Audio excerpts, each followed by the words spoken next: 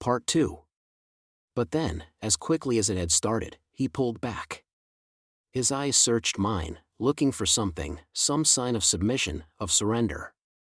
"You'll learn, Eva," he said softly, his voice a dark promise. "You'll beg me for more. Just wait and see." The words haunted me, settled in my bones like a curse. I wanted to scream at him, to tell him I would never beg, never want him. But deep down, a part of me knew I was already lost. There was no escaping him.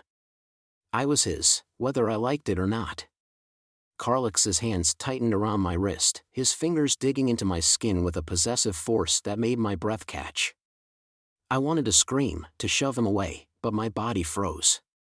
His touch was suffocating, but it also sent an electric shock through my veins. It was as if every inch of me was marked by him, a claim I couldn't escape no matter how hard I tried.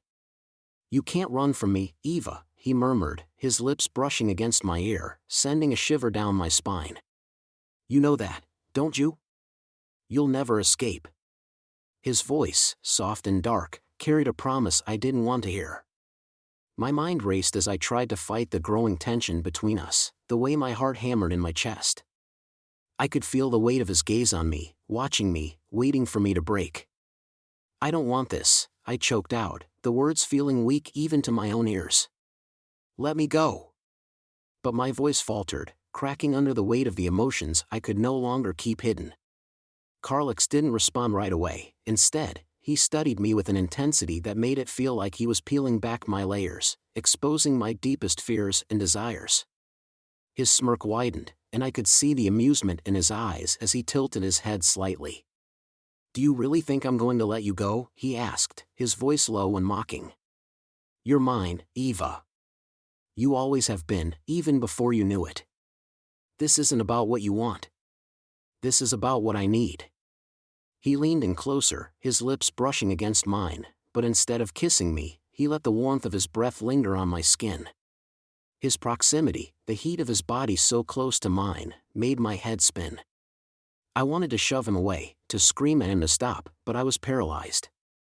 He knew exactly how to make me feel weak, like I was nothing more than an object for his obsession. "Please," I whispered, almost pleading with him. "Don't do this. I don't love you."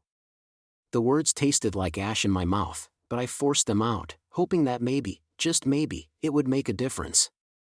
But the look in his eyes told me everything I needed to know. He didn't care. He never would. Carlix chuckled, a dark, hollow sound that sent a chill through me.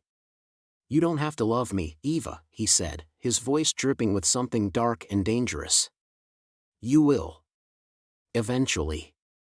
His hands slid down my arms, fingers trailing over my skin as if he were savoring every inch of me. I shivered involuntarily, despite the disgust swirling in my gut. His touch was possessive, like he was marking me, claiming me in ways I could never escape. It was maddening.